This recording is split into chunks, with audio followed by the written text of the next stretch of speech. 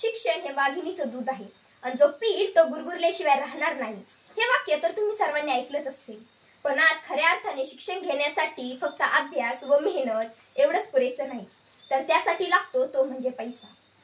नमस्कार, माझे नाव अंकिता सुधाकर देशमुख। मी आदर्श junior college Jalgaon, तालुका शेवगाव, जिल्हा अहिल्यानगर येथे इयत्ता 12वी शिकत आहे।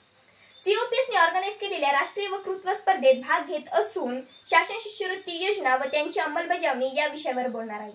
जसे की मी सुरुवातीस म्हणाले, शिक्षण घेण्यासाठी फक्त मेहनत आणि अभ्यास एवढंच पुरेसं नाही, तर त्यासाठी लागतो तो म्हणजे पैसा।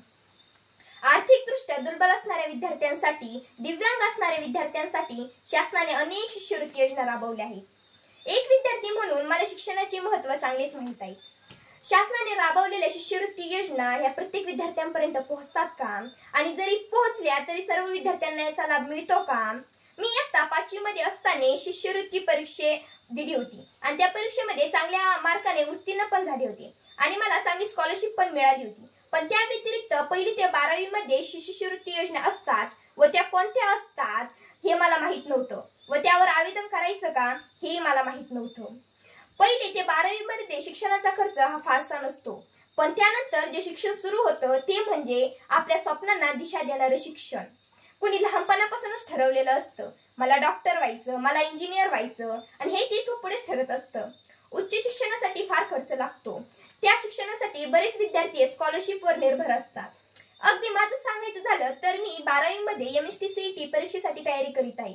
मी व माझ्या क्लासमध्ये शिकणाऱ्या प्रत्येक विद्यार्थ्यांचं स्वप्न आहे CET मध्ये चांगले मार्क पाडवायचे व चांगल्या कॉलेजमध्ये ऍडमिशन घ्यायचं, पण स्कॉलरशिप मिळाली तरच हे शिक्षण पूर्ण होऊ शकतात। त्यामुळे उच्च शिक्षण घेण्यासाठी शासन शिष्यवृत्ती योजना व त्यांची अंमलबजावणी या विषयाबद्दल आपल्याला माहिती पाहिजे। ग्रामीण भागात राहणाऱ्या विद्यार्थ्यांना व त्यांच्या पालकांना याबद्दल फारशी माहिती नसते, तरी ही माहिती त्यांच्यापर्यंत पोहोचली पाहिजे। जसे शासनामार्फत राजश्री, छत्रपती शाहू महाराज योजना, शिक्षण शुल्क, डॉक्टर पंजाबराव देशमुख वसतिगृह, निर्वाह भत्ता योजना अशा अनेक योजना राबवल्या जातात। अनेक विद्यार्थी या योजनांसाठी आवेदन करतात, पण प्रत्येक विद्यार्थ्यांना या योजनांचा लाभ भेटत नाही। कोणाचे फॉर्म सबमिट व्हायचे राहतात तर कोणाला तांत्रिक अडचणी येतात, पण या सर्वांमध्ये त्या विद्यार्थ्यांची शिक्षणाचा अर्धवट राहत नाही, तर त्या विद्यार्थ्यांचे स्वप्न सुद्धा अधुरे राहतात। त्या विद्यार्थ्यांसाठी त्याने रात्र आणि दिवस मेहनत केलेली असते। म्हणून मला शेवटी एवढंच म्हणावंसं वाटतं, शिकणाऱ्याला मदतीचा हात दिला तर ते त्यांच्या पायावर उभे राहतात, आणि असे अनेक हात एकत्र आले तर देश हा प्रगती पथावर जातो। धन्यवाद।